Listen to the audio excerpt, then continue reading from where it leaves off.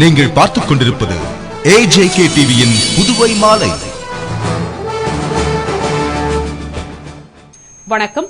புதுவை சட்டசபையில் ஆளுநர் உரைக்கு நன்றி தெரிவிக்கும் நேரத்தில் அதிமுக சட்டமன்ற உறுப்பினர்களுக்கும் என்ஆர் காங்கிரஸ் சட்டமன்ற உறுப்பினர்களுக்கும் வாக்குவாதம் ஏற்பட்டது. புதுவை சட்டசபை காலை 9:30 மணிக்கு கூடியது. 10:30 மணி வரை கேள்வி நேரம் நடைபெற்றது. இதனைத் தொடர்ந்து கவர்னர் உரைக்கு நன்றி தெரிவிக்கும் தீர்மானத்தின் மீது உறுப்பினர்கள் ஓம்சக்தி சேகர், அங்காளன், நேரு, பாஸ்கர், கார்த்திகேயன், புருஷோத்தமன், பெரியசாமி ஆகியோர் பேசினார்கள். இதில் அதிமுக உறுப்பினர்கள் ஓம்சக்தி சேகர், பாஸ்கர் ஆகியோர் பேசும்பொழுது சட்டசபையில் பெரும் அமளி ஏற்பட்டது. அதிமுக உறுப்பினர் ஓம்சக்தி சேகர் பேசும்பொழுது கவர்னர் பற்றிய சில கருத்துக்களை தெரிவித்தார். இதற்கு ஆளும் கட்சி தரப்பிலும் காங்கிரஸ் தரப்பிலும் கடும் எதிர்ப்பு தெரிவித்தனர். அதிமுக உறுப்பினர்கள் ஒட்டுமொத்தமாக பதிலுக்கு பேசினார்கள். இதனால் சபையில் கடும் அமளி ஏற்பட்டது. சபாநாயகர் இதை கட்டுப்படுத்த முயன்றும் இயலவில்லை. சுமார் 5 நிமிடத்திற்கு அமளி நீடித்தது. இதனைத் தொடர்ந்து சபாநாயகர் சபாபதி சபை குறிப்பில் கவர்னர் தொடர்பான கருத்துக்களை நீக்கினார்.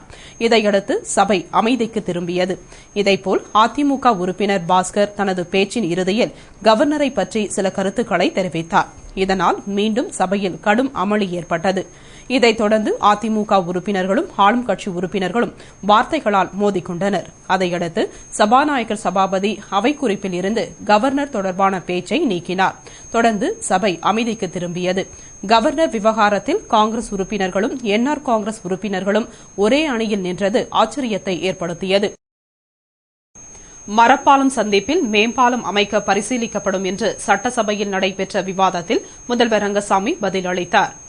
சட்டசபையில் சட்டமன்ற உறுப்பினர் பாஸ்கர் கூட்ட நெரிசலை தடுக்க மேம்பாலம் கட்டும் எண்ணம் அரசுக்கு உள்ளதா என்றும் மரப்பாலம் சந்திப்பில் மேம்பாலம் அமைக்கப்படுமா என்றும் கேள்வி எழுப்பினார். அதற்கு முதல்வர் ரங்கசாமி பதில் அளித்து கூறுகையில் மரப்பாலம் சந்திப்பில் இருந்து முருங்கப்பாக்கம் வரை சாலையை அகலப்படுத்த பணி துவங்கப்பட்டுள்ளது. மேம்பாலம் அமைக்க பரிசீலிக்கப்படும் என்றார். அதேபோன்று சமச்சீர் கல்விக்கான சட்ட விதிகள் புதுவையில் இல்லாதது அரசுக்கு தெரியுமா?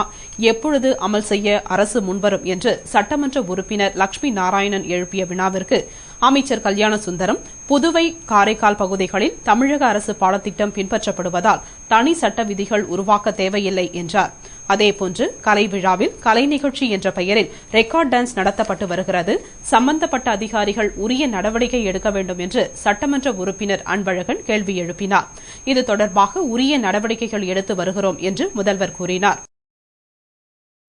திராவிட முன்னேற்றக் கழகத்தின் வெற்றிகரமான திட்டமான 108 ஆம்புலன்ஸ் சேவை புதுவையிலும் அமல்படுத்தப்படும் என்று அறிவித்த முதல்வருக்கு என் நன்றியை தெரிவித்துக் கொள்கிறேன் என்று திமுக மாநில துணை அமைப்பாளர் SP சிவக்குமார் கூறியுள்ளார். இது தொடர்பாக முன்னாள் அமைச்சரும் திமுக மாநில துணை அமைப்பாளருமான SP சிவக்குமார் கூறுகையில் 2011-2012 ஆண்டிற்கான வரவு செலவு திட்ட உரையை மாண்புமிகு முதல்வர் ரங்கசாமி சமர்ப்பித்திருக்கிறார்கள். இதில் திராவிட முன்னேற்றக் கழகத்தின் வெற்றிகரமான திட்டமான 108 ஆம்புலன்ஸ் சேவை புதுவையிலும் அமல்படுத்தப்படும் என்ற அறிவிப்பிற்கு எனது நன்றியை தெரிவித்துக் கொள்கிறேன். அதேபோல் நீண்ட நாள் கோரிக்கையான 30 ஆண்டுகால பழைய குடிநீர் குழாய்களை அகற்றிவிட்டு புதிய குடிநீர் குழாய்கள் அமைக்கப்பட 70 கோடி ரூபாய் ஒதுக்கப்பட்டு ஓரிரு மாதங்களில் பணிகள் துவங்கப்படும் என்ற அறிவிப்பு உள்ளபடியே வரவேற்கத்தக்கதாகும். அதேபோல மீனவ மக்களுக்கும் நெசவு தொழிலாளர்களுக்கும் கூடுதலான நிதி உதவிகள் அறிவிக்கப்பட்டிருக்கின்றன என நன்றி தெரிவித்து கூறிய அவர் மேலும் தொடர்ந்து சென்டாக் மூலம் மருத்துவக் கல்லூரிகளில் சேரும் மாணவர்களுக்கு முழு கட்டணத்தையும் அரசு வழங்கும் என ஏற்கனவே அறிவித்துவிட்டு தற்பொழுது வருமான உச்சவரம்பின்றி 1.25 லட்சம் வழங்கப்படும் என அறிவித்திருப்பது வருத்தத்தை அளிக்கிறது. ஏனென்றால் சில கல்லூரிகளில் ஒரு ஆண்டிற்கான மருத்துவ கல்வி கட்டணம் 4,50,000 ஆகும். எனவே தற்பொழுதைய அறிவிப்பின்படி 1.25 லட்சம் கொடுத்தால் ஏழை எளிய மாணவர்களின் பெற்றோர்கள் எப்படி மீதி பணத்தை தயார் செய்வார்கள்? எனவே முதல்வர் முன்பு அறிவித்தபடி மருத்துவம், பொறியியல் படிப்புகளுக்கு கல்வி கட்டணம் முழுவதையும் அரசே செலுத்தும் என்ற அரசாணையை வெளியிட வேண்டும் என்று வேண்டுகோள் விடுத்து கூறினார். சுற்றுலாத்துறையை மேம்படுத்த சுண்ணாம்பாறு, ஊசுட்டேரி மற்றும் அரசலாற்றில் படகு வீடுகள், நவீன நீர் விளையாட்டு கருவிகள் அமைக்கப்படும் என்று பட்ஜெட் உரையில் முதல்வர் ரங்கசாமி கூறினார். முதல்வர் ரங்கசாமி பட்ஜெட் உரையில் சுற்றுலாத்துறைக்கு நடப்பு ஆண்டில் 90 கோடி ஒதுக்கப்பட்டுள்ளது. இதனால் சுற்றுலாத்துறையை மேம்படுத்த சுண்ணாம்பாறு, உப்பங்கழி, ஊசுட்டேரி மற்றும் காரைக்கால் அரசலாறு ஆகியவற்றில் படகு வீடுகள் மற்றும் நவீன நீர் விளையாட்டு கருவிகளை அறிமுகப்படுத்த உத்தேசிக்கப்பட்டுள்ளது.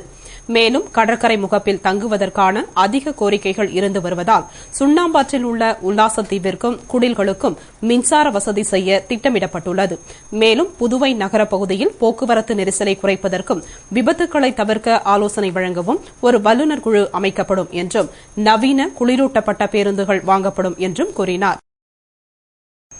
உள்ளாட்சித் தேர்தலை 6 மாதத்தில் நடத்த உயர்நீதிமன்றத்தில் ஒப்புக் கொண்டுள்ள அரசு பட்ஜெட்டில் அது பற்றி குறிப்பிடவும் இல்லை மற்றும் தேர்தலுக்கான நிதியை ஒதுக்கீடு செய்யவும் இல்லை என்று இந்திய கம்யூனிஸ்ட் கட்சியின் மாநில செயலாளர் நாரா கலைநாதன் கூறியுள்ளார். இது தொடர்பாக இந்திய கம்யூனிஸ்ட் கட்சியின் மாநில செயலாளர் நாரா கலைநாதன் கூறுகையில், இந்த ஆண்டுக்கான மொத்த வரவு செலவு 4830 கோடியில் திட்ட செலவினம் 2750 கோடியும் திட்டமில்லா செலவினம் 2020 கோடியும் அடங்கும். இதில் சொந்த வருவாயில் இருந்து 1320.23 கோடியை திரட்ட ஏதேனும் வரியை விதிக்க வேண்டிய சுமையும் பொறுப்பும் மாநில அரசுக்கு உள்ளது. அப்படி இருக்கும் பொழுது இதனை வரியில்லா பட்ஜெட் என்று கூற இயலாது என்றும் உள்ளாட்சித் தேர்தலை 6 மாதத்தில் நடத்த உயர்நீதிமன்றத்தில் ஒப்புக் கொண்டுள்ள அரசு அது குறித்து குறிப்பிடவில்லை. மேலும் தேர்தலுக்கான நிதியை ஒதுக்கவும் இல்லை என்ற அவர் மேலும் தொடர்ந்து சட்டமன்ற உறுப்பினர் மேம்பாட்டு நிதி நபார்டு வங்கி மூலம் பெற்று 2 கோடியாக வழங்கப்படும் என்று கூறியது நடைமுறைக்கு ஏற்றதா? ஊரக வளர்ச்சிக்கு மட்டுமே நபார்டு நிதி உதவி செய்யும். நகர பகுதியைச் சார்ந்த சட்டமன்ற உறுப்பினர்களுக்கு நபார்டு சட்டம் ஒப்புக்கொள்ளுமா? மேலும் வேலையின்மையை போக்கிட புதிய திட்டங்கள் குறித்தும் அரசு துறைகளில் உள்ள காலி பணியிடங்களை நிரப்புவது குறித்தும் குறிப்பிடவில்லை. பஞ்சாலைகள் நவீனப்படுத்தி வேலைவாய்ப்பு உருவாக்கப்படும் என்று அறிவித்திருக்கலாம். மேலும் புதிய திட்டத்திற்காக 3645 கோடி மத்திய அரசிடமிருந்து மாநில அரசு பெற முயற்சிக்க வேண்டும் என்று வலியுறுத்தி கூறியுள்ளார். இந்த ஆண்டு வரவு செலவு திட்டத்தில் இன்னும் தொலைநோக்கு பார்வை இருந்திருந்தால் நன்றாக இருந்திருக்கும் என்று சட்டமன்ற உறுப்பினர் நாஜிம் கூறினார். இது தொடர்பாக சட்டமன்ற உறுப்பினர் நாஜிம் கூறுகையில், இந்த ஆண்டு பட்ஜெட்டில் பல நல்ல திட்டங்களை அறிவித்திருப்பது வரவேற்கத்தக்கது என்றும் இந்த பட்ஜெட் முதல்வர் ரங்கசாமியால் அனைத்து சமுதாயத்தினரையும் மனதில் வைத்து தயாரிக்கப்பட்டிருக்கிறது. மேலும் இதில் விவசாயிகள், மீனவர்கள், மாணவர்கள், நெசவாளர்கள், தொழிலாளர்கள், முதியோர்கள், விதவைகள், மாற்றுத்திறனாளிகள் உட்பட அனைவருக்கும் நலத்திட்டங்களை உயர்த்தி வழங்கியிருக்கிறார்.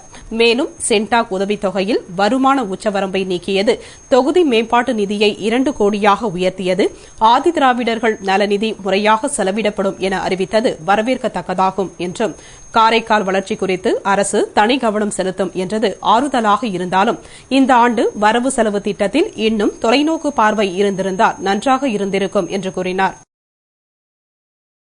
பொறியியல் படிப்புகளுக்கான 2ஆம் கட்ட சென்டாக் கவுன்சிலிங் செப்டம்பர் மாதம் 9ஆம் தேதி துவங்கி 4 நாட்களுக்கு நடைபெறுகிறது.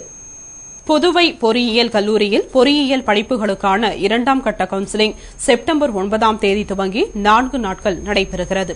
இதில் 9ஆம் தேதி காலை அகில இந்திய பொறியியல் நுழைவுத் தேர்வு எழுதிய 615 மாணவர்களுக்கும் பின்னர் 199 முதல் 174.444 வரை கட் ஆஃப் மதிப்பெண் பெற்ற மாணவர்களுக்கும் 10ஆம் தேதி 174.333 முதல் 146.667 வரை கட் ஆஃப் மதிப்பெண் பெற்றவர்களுக்கும் 12ஆம் தேதி காலை 146.444 முதல் 116.333 வரை கட் ஆஃப் மதிப்பெண்கள் பெற்றவர்களுக்கும் தொடர்ந்து 13ஆம் தேதி 116 முதல் 80 வரை கட் ஆஃப் மதிப்பெண் எடுத்த மாணவர்களுக்கும் கவுன்சிலிங் நடக்கிறது.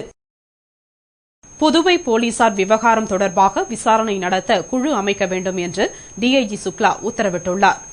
புதுவையில் கைது செய்யப்பட்ட சிதம்பரத்தைச் சேர்ந்த திருட்டு கும்பலிடம் நகை மற்றும் பணத்தினை போலீசார்கள் பறித்துச் சென்றதாக தகவல்கள் பரவியது. இது புதுவையில் தற்பொழுது பரபரப்பு செய்தியானது. இதுகுறித்து டிஐஜி சுக்லாவுக்கு தெரியவந்தது. இதனையடுத்து போலீசார் விவகாரம் தொடர்பாக தீவிர விசாரணை நடத்தி அறிக்கை தாக்கல் செய்யும்படி எஸ்எஸ்பி சந்திரனுக்கு டிஐஜி சுக்லா உத்தரவிட்டார். அதனைத் தொடர்ந்து எஸ்எஸ்பி சந்திரன் தலைமையில் அதிகாரி குழு ஒன்று அமைக்கப்பட்டுள்ளது. இந்த குழு தற்பொழுது போலீஸ் பிடியில் உள்ள ரவுடி கும்பலிடம் தீவிர விசாரணை நடத்தி வருகிறது. விசாரணை அடிப்படையில் அறிக்கை தாக்கல் செய்து டிஐஜி சுக்லாவிடம் போலீஸ் குழு ஒப்படைக்கும். இந்த அறிக்கையில் திருட்டு கும்பலிடம் போலீசார்கள் நகை மற்றும் பணத்தினை பறித்துச் சென்ற விவரம் இடம்பெற்றிருந்தால் கண்டிப்பாக அவர்கள் மீது டிஐஜி சுக்லா கடும் நடவடிக்கை எடுப்பார் என்று கூறப்படுகிறது. இத்துடன் செய்திகள் நிறைவடைந்தன. வணக்கம்.